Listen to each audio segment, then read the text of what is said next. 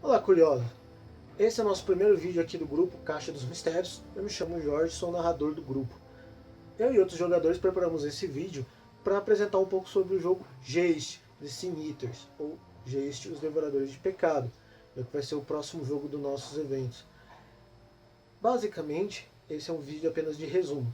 Não vai retirar, lógico, a validade de ler o livro, que lógico vai ter mais informações. Tá? Mas o jogo Geist, você vai começar interpretando uma pessoa normal. A diferença é que essa pessoa, no começo do jogo, morre. Ou seja, o jogo começa com você morrendo. Nesse início, você tem aquela passagem da vida para a morte, em que você fica com aquela sensação de que você poderia ter aproveitado melhor essa vida, né, companheiro? Você poderia ter feito mais. Então, uma certa voz ou alguém intercepta você e faz uma proposta de que vocês podem voltar e assim ter uma segunda chance. Digamos que tem poucas pessoas que recusam esse tipo de proposta. Mas não uma segunda chance que nem os vampiros ou zumbis com aquela vida depressiva. Não. Você tem uma segunda chance. Você está vivo. E essa é uma grande diferença do jogo. Você estando vivo já acarreta algumas mudanças. Primeiro você já teve uma segunda chance. A carta da morte no tarot é a carta das mudanças. E poucas pessoas que passam por experiências pós-morte não têm uma certa mudança. E a principal você sabe que talvez não tenha uma terceira oportunidade, que nem essa. Você continuaria com a sua rotina, com toda aquela vida que você sempre teve? Bem, além dessas escolhas, você tem alguns fatores diferenciais, porque você voltou para um acordo. A primeira é que agora você toca tanto o mundo dos vivos, a gente conhece muito bem, como o mundo dos mortos, que é o de fantasmas, espectros.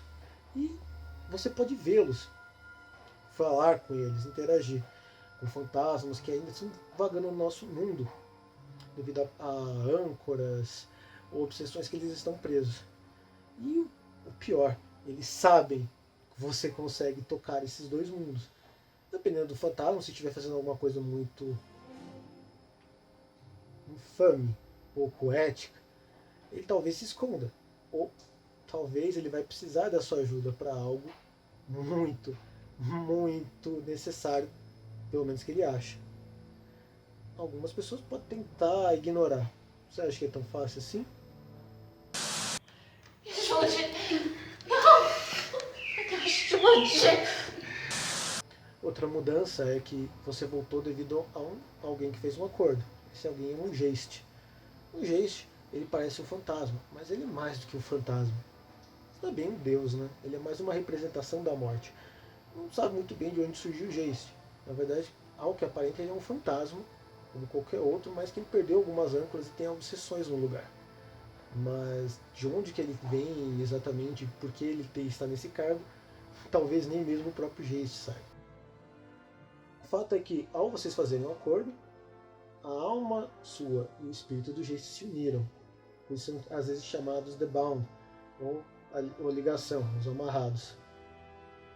E assim, você pode até controlar o seu corpo, você é o piloto, mas tem um copiloto do seu lado que ele tem aquelas obsessões, ele fica te irritando para cumprir aquelas obsessões. Isso pode te atrapalhar ou pode não te atrapalhar. Você vai ter que guiar essa nova jornada.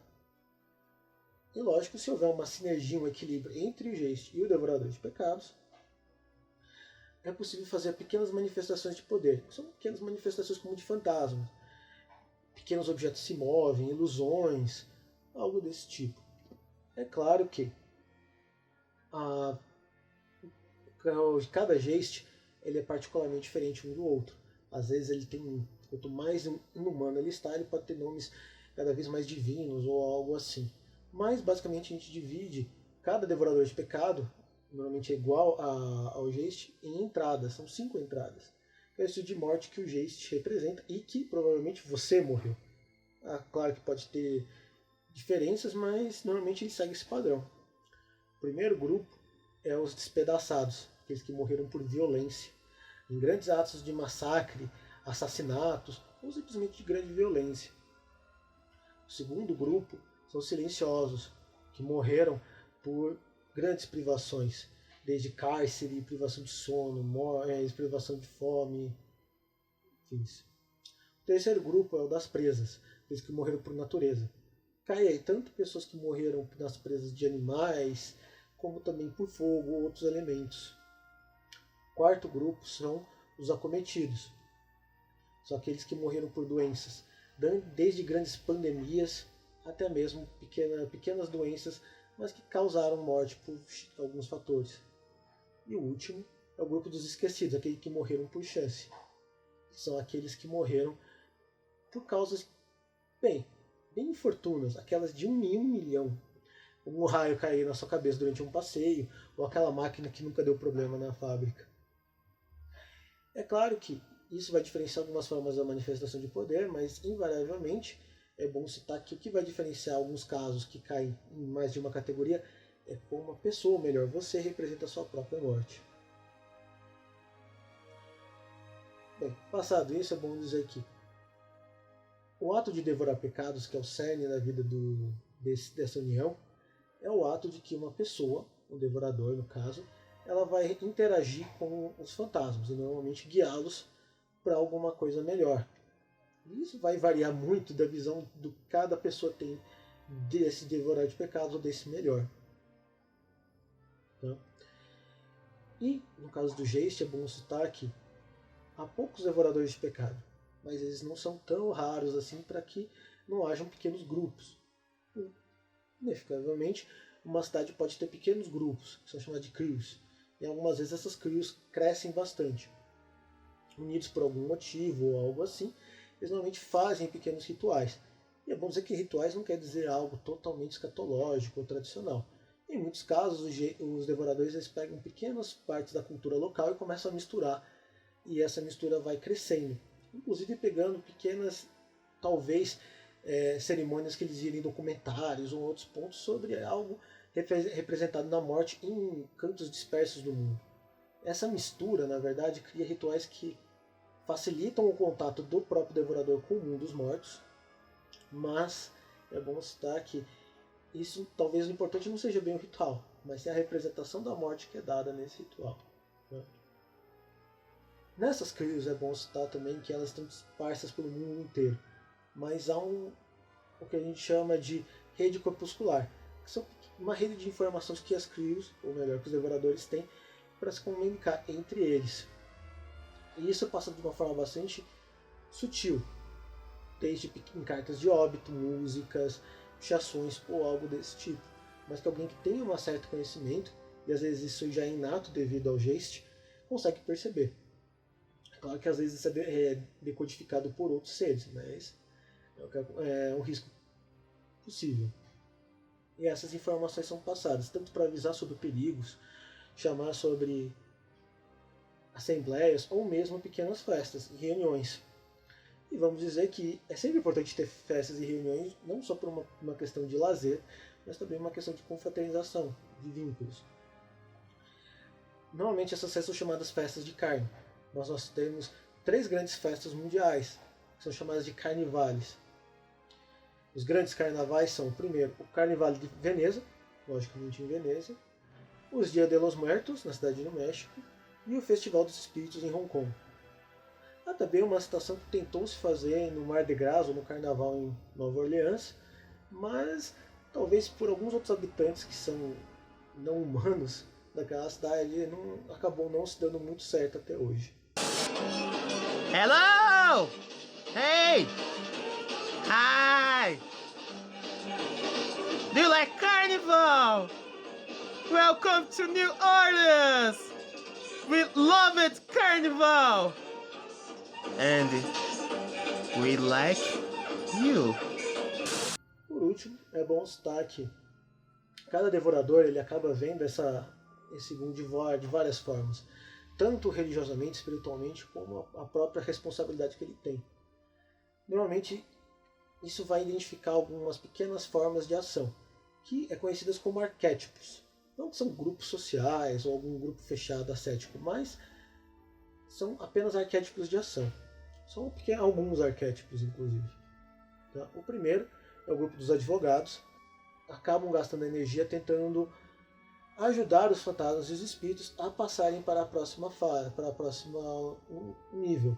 Ou melhor, resolver negócios inacabados de espíritos presos. Uma mulher presa nesse colar. Ou entrega ou vai sofrer as consequências. O segundo é os colecionadores de ossos, que utilizam seus poderes espectrais e toda essa influência para criar um mundo mais confortável em que nós podemos viver. Ou eles, né? Prazer da carne desperdiçada nos vivos.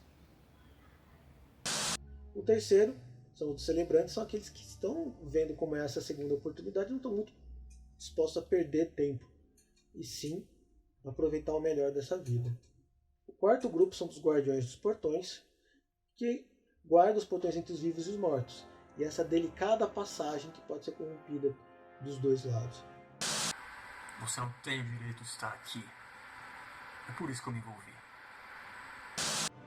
O próximo grupo é o dos pranteadores, são aqueles que viram a fragilidade da vida e a inevitabilidade da morte, e assim eles tentam se alimentar as paixões das vítimas ou dos próprios mortos.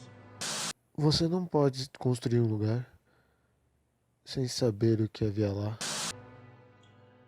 Nós temos o grupo dos necromantes, aqueles que após essa passagem acabam vendo o grande poder e a grande possibilidade que isso trouxe e tentam estudar o máximo possível sobre a morte e assim conseguir alguns certos poderes com isso. Esse Kerberos não é só um executor. É um pequeno tirano. Mas eu acho que eu consigo chegar no lado bom dele. Nós temos o penúltimo grupo dos peregrinos, que são devoradores que procuram purificar a si e a outros para aliviar de qualquer transição. E por último, os ceifadores, que acabam puxando para eles, por qualquer razão pessoal, a escolha sobre a vida e a morte. Esta cidade vai acordar para um amanhã melhor, porque você não vai acordar de qualquer jeito. Bem, é isso, gente, é só um resumo. Falando novamente que isso não retira a lógica e a qualidade do livro, ele é muito bom, inclusive, traz mais informações. Deixo o link do grupo aqui embaixo e espero que tenham gostado. Boas noites.